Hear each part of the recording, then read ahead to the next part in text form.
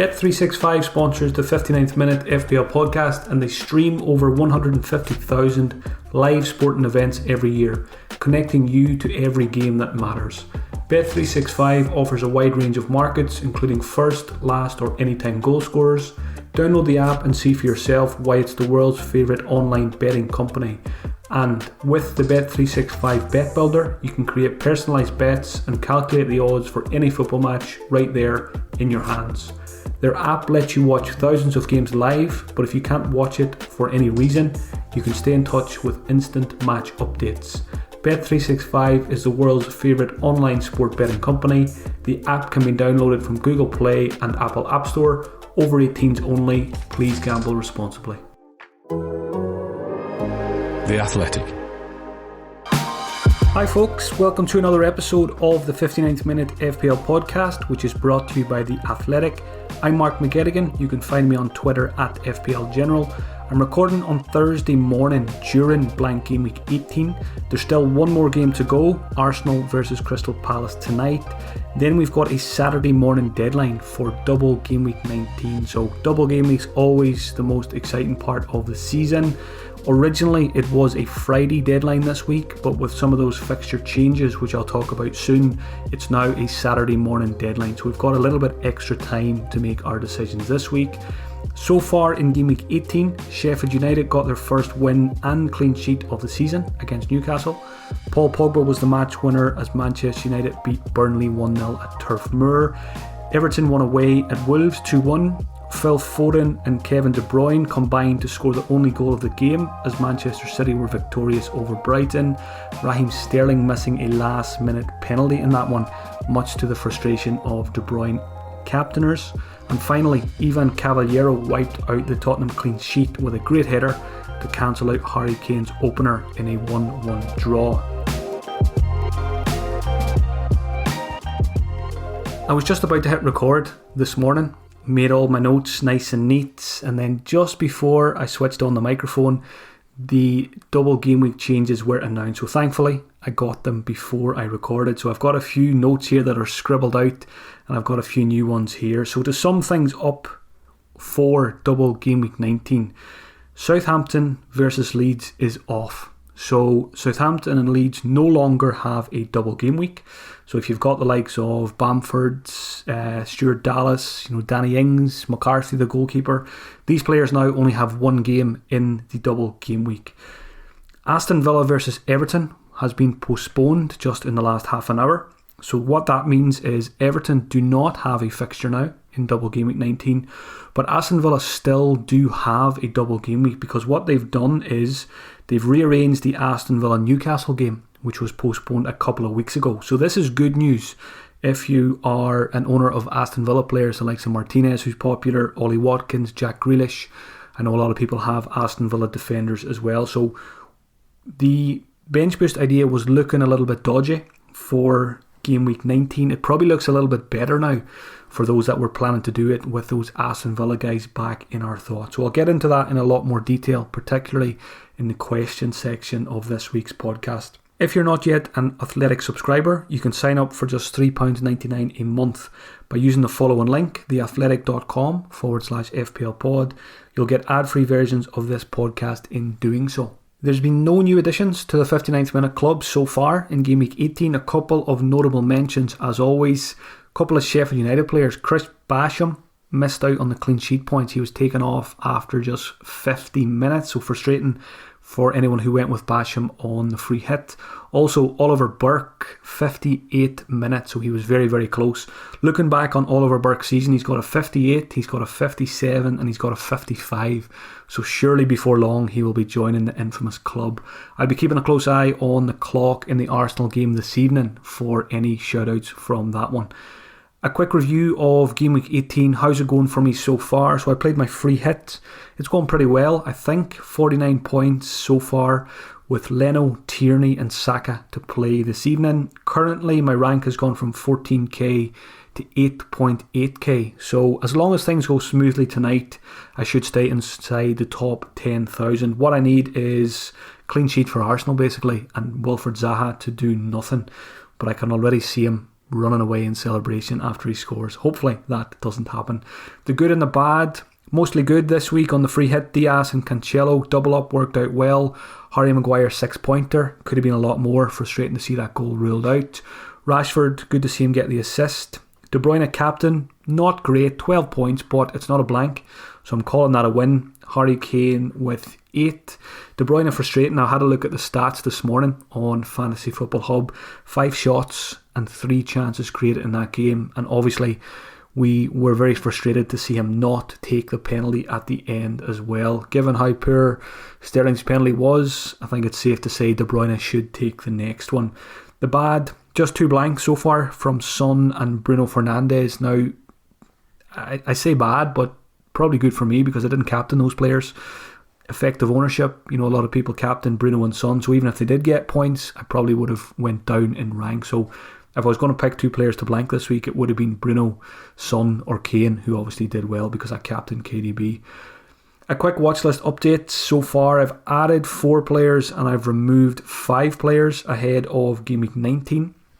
The players added are 2 from Manchester United. Harry Maguire, 5.4 million. He's got a double game week coming up, and Manchester United have good fixtures afterwards as well. As we've seen in that Burnley fixture, he's always a threat from set pieces as well. Paul Pogba has been added for the first time this season. He's 7.7 million. It's the best I've seen of Pogba in a United shirt for quite a long time, so hopefully he can continue to put in good, consistent performances. He's owned by just 1.4% of FPL managers, a goal and an assist in the last 2 matches. So like I mentioned with Maguire, United have the double game week. They've got good fixtures ahead as well. So if you're looking for a differential, Pogba is not the craziest idea. Also, 2 added players from Fulham. I was very impressed by Fulham watching them against Tottenham on Wednesday night. These 2 guys were on my watch list earlier in the season and they're back on it now. Ivan Cavallero is 5.3 million and Ademola Lookman is 5 million. So very affordable differentials here at Fulham. Cavallero, great goal against Spurs, great header. We think he's on penalties as well. Lookman, he came off the bench in that game, but I would imagine he should start most games from now on. He is a cracking player. Great assist, great skill on the wing, superb cross with his left foot, and a great header from Cavallero. So those 2 caught my eye in that game.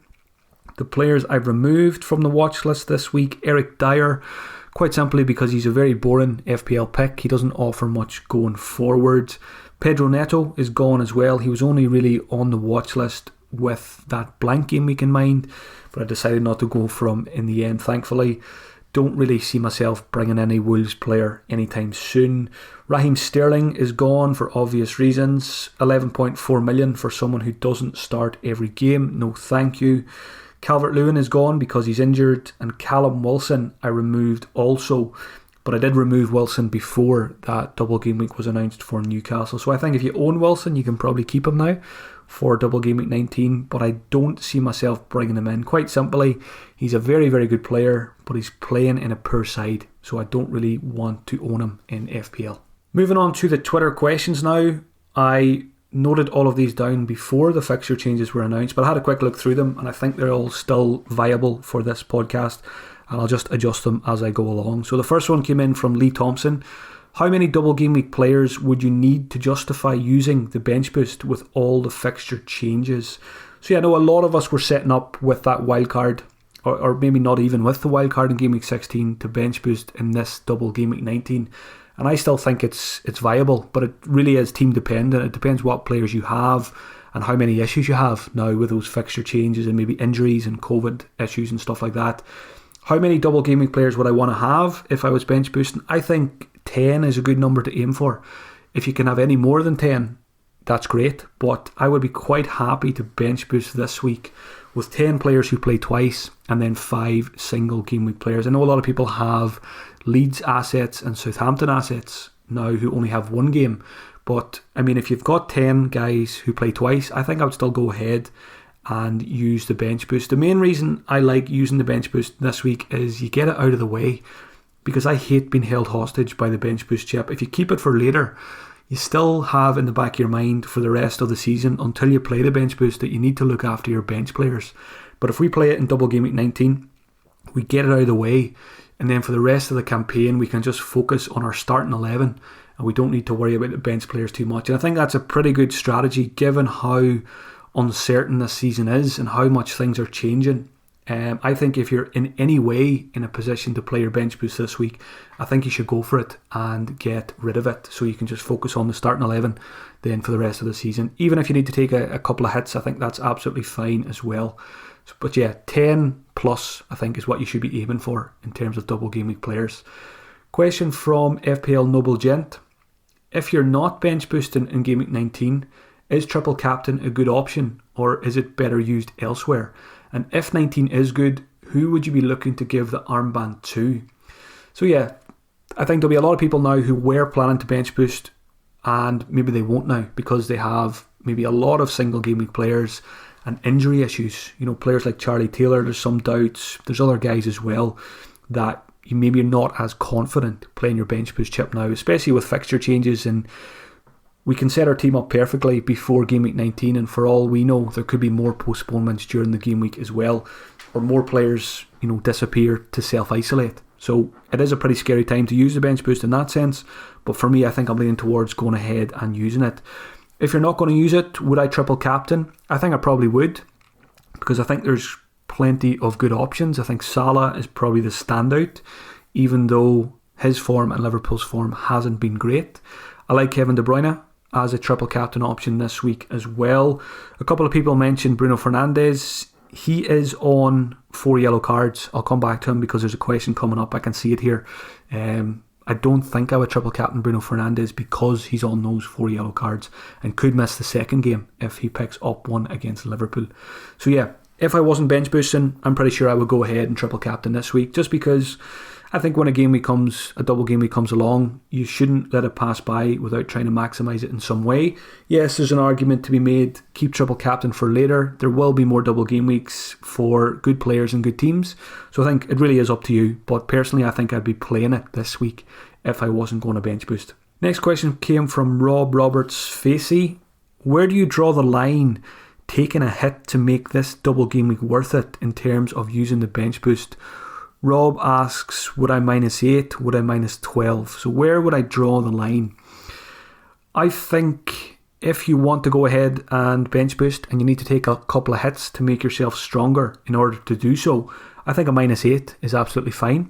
And I think in particular, if you're selling a player who, let's say you've got an injured player, they're going to get you 0 points in a double game week. If you're taking a -4 to get rid of them for someone who has a double game week, if they play both games, they should get you 4 points. So there's your hit paid back right away. All you need is anything else, 1 attack in return or 1 clean sheet from the player you bring in to make that hit justified. So absolutely fine, especially if you're selling players who you know are going to get you 0 points in the double game week. But overall, I think I'll be taking at least a -4 myself this week to get Kevin De Bruyne in. Before those fixtures were rearranged, I was looking at getting rid of Ollie Watkins as well, which would have made it a -8, and I was quite comfortable to do so. You know, I don't take many hits as an FPL manager, but every season I do end up taking a few around the blank weeks and the double game weeks, because I think those are the easiest times of the season to do so, because you're making yourself stronger.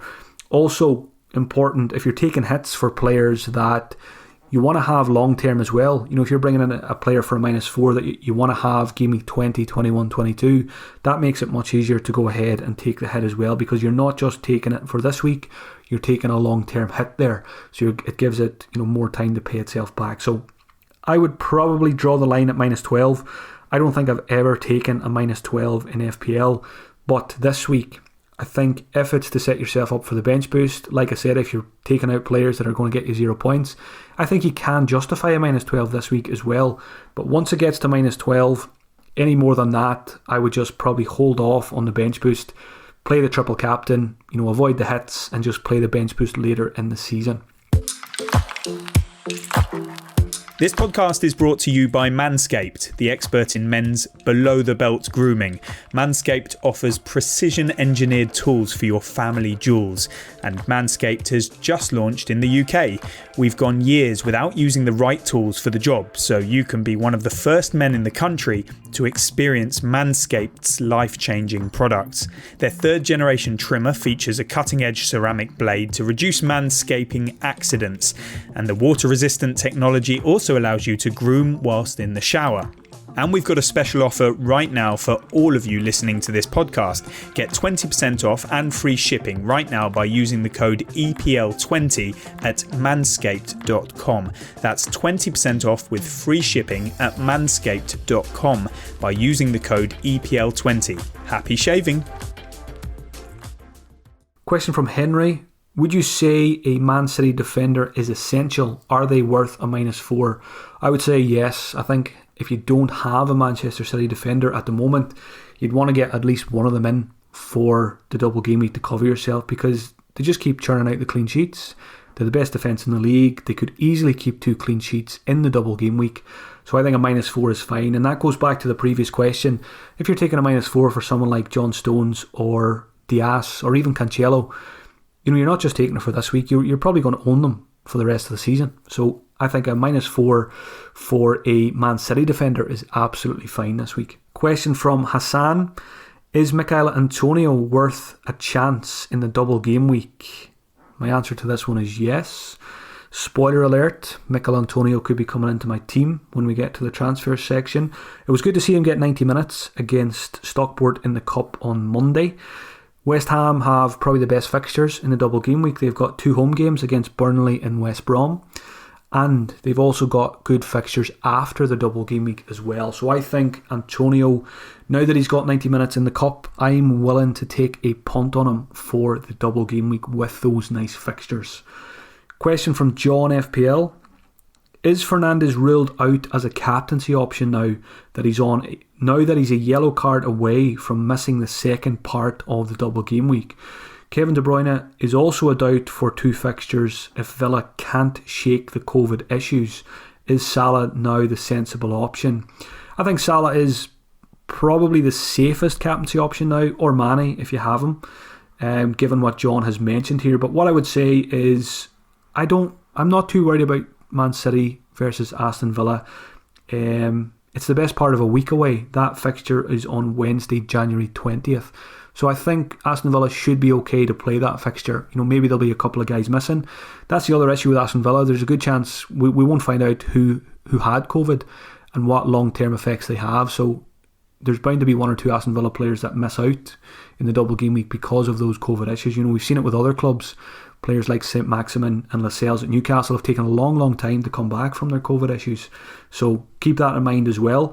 But I'd be quite happy to captain De Bruyne. I'm not worried about that Aston Villa Man City game getting postponed. I think we've got enough time between now and then that Aston Villa will be able to put some kind of team out for that one. Bruno Fernandes, he's on 4 yellow cards. I think that's enough just not to captain him now, because he's the kind of player, he jumps into tackles, he gets booked very often.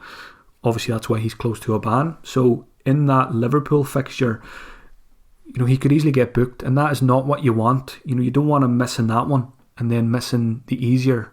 You don't want him booked in the Liverpool fixture and then missing the easier game of the double game week. So I think if you have him, you keep him. You hope for the best that he doesn't get that yellow. But when you've got the likes of Salah and De Bruyne as options, Vardy as well, there's other ones who will play both games, you would think. I don't think it's worth the risk on Bruno Fernandes in a double game week when he could end up just playing one of them.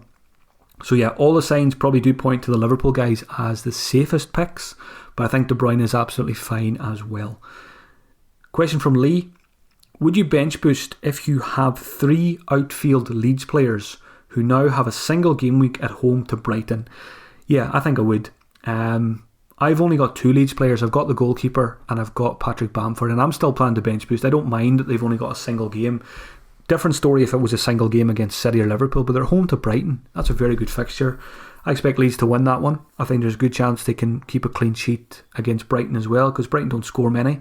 So, for example, if I had, let's say I had Dallas, Rafinha and Bamford, who a lot of people have, I would still bench boost with those guys. I would be quite happy to go in with those guys as single game week players because they're a good side and it's a very good fixture. Question from AJ Price. Is Salah a must-have for the double game week? In my opinion, I think he is. I think a lot of people are going to go without him because his form hasn't been great. Liverpool haven't been great. And it's quite hard to get him back in if you don't have him. I know a lot of people probably already sold him for KDB last week and may do the same this week as well, which is justifiable as well, I think. But we know what Salah can do in FPL. He's been doing it for a couple of seasons now. And I think when you boil it down and ask yourself simply, do I want to go into a double game week without one of the best players in FPL over the last couple of seasons? The answer is no. So I think if you can get him in easily, I would. And obviously if you have him, you keep him. He's obviously a very good captaincy option. He's going to be captained by a lot of people as well. So just think about the damage Salah could do if you don't own him. That's the way I'd be looking at it. And just to protect yourself more than anything else, I think he's a player we should own for the double game week. Question from FPL Boogle. With double game week 19 plans, bench boost plans almost definitely in the bin, is there another upcoming game week which you have earmarked as the next best opportunity to use it? So yeah, I noted down this question before the announcement. So Boogle may be going back on his plans now. For example, if he's got a couple of Aston Villa players, maybe his bench boost plans will be back on. If not, anyone who is not going to bench boost this week, game week 26 I think looks the next best time to do so. Double game week 26. So we could use our second wild card in game week 25 to set yourself up for a game week 26 bench boost. And by then, things should hopefully be a little bit calmer in terms of cancellations and postponements and players self-isolating and stuff like that. Hopefully we're at the peak of COVID in the UK right now, and things will hopefully improve as the weeks pass by. So there's a strong argument to be made. Just don't play any chips at the moment and just wait until things calm down. I think that's absolutely fine as well. But 26 is looking like another good time to bench boost if you don't want to do it this week. Question from Tom. Is not using bench boost or triple captain this week too risky? Again, I probably just covered that in the previous question. I think it's absolutely fine. Personally, I think we should play a chip this week, either a bench boost if you're well set up for it, or if you can get there with a hit or two, or triple captain I think is pretty good game week 19 as well. But again, on the other side of the coin, there's a lot of uncertainty. Things are very unpredictable at the moment. Keeping bench boost and triple captain for later in the season is absolutely fine as well. Final question, this one just came in after the announcement from FPL Sponge. Does the Villa double game week make assets like Grealish and Watkins strong options considering the fixtures they have afterwards? So Sponge mentions here, after the double game week, Villa also have Burnley and Southampton away. Then they've got West Ham and Arsenal at home. So the fixtures are pretty good for Aston Villa in the short term. So yeah, obviously Grealish is back on the radar now. Watkins, I was going to sell him. I'm going to keep him now because he's got a double game week. If you've got Martinez, great news for you. You've got him now for a double game week in 19. And then you can probably just keep him for the rest of the season. So yeah, definitely does make the Aston Villa asset stronger. Like I did mention though, we don't know which players had COVID, so don't be surprised if one or two of them don't turn up in double game week 19. Game week 19 captaincy now, I think it's got to be a player who has two fixtures. So lots of options. I've mentioned Salah and Mane. They've got Manchester United and Burnley, both home games. So Salah and Mane, very strong captaincy options this week. Bruno Fernandes has Liverpool away and Fulham away, but we've mentioned his yellow card situation. You don't want him to get booked against Liverpool and then miss the very nice tie against Fulham. Although it's not as nice as it was a few weeks ago because Fulham impressed me big time against Tottenham. So I think that's enough to put me off Bruno. Number one, the fixtures are not amazing and he has the 4 yellow cards as well. Kevin De Bruyne has Crystal Palace and Aston Villa, 2 home games like the Liverpool guys. So De Bruyne is a very strong candidate here as well. So I think it probably is between these two. You either go for De Bruyne or you go for Salah or Mane, depending on which one of those you own. The other options, Jamie Vardy, he has 2 home games as well against Southampton and Chelsea, but he is yellow flagged at the moment. He had I think he missed the FA Cup game due to some issues with that hip and groin issues, I think it was. So you need to get an update from Brendan Rodgers on that one before you go Vardy. So yeah, don't buy Vardy this week until you get an update from Rodgers, because Rodgers could easily come out and say he's not fit. So Rodgers is usually pretty open in those press conferences, so hopefully he will give us an update on Vardy's fitness. If he is fit, he's always an option for the captaincy in a double game week. Timo Werner, if you have him, I don't know why you have him, but if you do have him, he is an option. He's got Fulham and Leicester, 2 away games. Mikel Antonio, who I think a lot of us will buy this week, 2 home games, Burnley and West Brom. He is a differential captain option. And a Manchester City defender. You know, I don't think I've mentioned a defender for captain on the podcast this season, but the way they're defending, you could go for someone. I don't think I'd go Cancelo, because you'd be slightly worried that he wouldn't start both of them. But Stones or Diaz, you know, if you get 2 clean sheets out of those guys and even 1 attack in return over the 2 games, you'd be on for a pretty good captaincy score. Now, don't do it and come back and blame me when it goes wrong, because 100% I will not be captaining a Manchester City defender, but I'm sure there'll be some people out there who do it, and I can see why you would be tempted to do so. But when you can captain Salah, Mane or De Bruyne, would you really want to captain a Man City defender? I don't think so. I'm trying to think who I'm going to pick. I think I'll be on Kevin De Bruyne. That was my initial plan. I was going to captain him in the blank game week 18, which I did. And then I was going to bring him in for a -4 and captain him in the double game week as well. So at the moment, I will be looking to captain De Bruyne, but Salah could wrestle it from him before the deadline. It'll be between those 2 for me. I'm not going to go crazy and captain Antonio. I think owning him will be enough. That brings me to transfers. Like I said, before the fixtures were changed, I was looking at a -8, but the Aston Villa news helps me, and I think it will allow me to do just a -4 rather than a -8, because I was going to sell Watkins, but I don't think I have to now. So I think that news today has made my transfers a lot easier. I'm going to sell the Spurs guys, Kane and Son. It's not an easy thing to do because they've been so good this season, but I just think when there's a double game week, I want to attack it with double game week players. I think it's also slightly easier to lose Kane and Son when they've got Liverpool the week after game week 19 as well. So they've got Sheffield United in the double game week away, and then they've got Liverpool in game week 20. So I'm going to lose them reluctantly and bring in 2 players who've got 2 fixtures. So what I'm looking to do is I'm just going to keep it pretty simple. Son and Kane will go. Kevin De Bruyne will come in and probably get the armband, and Mikel Antonio will come in to replace Harry Kane. Now, obviously, Kane could outscore Antonio in 1 game versus 2 games, but I'm going to bank on Antonio starting both and doing well, because it is 2 very nice fixtures.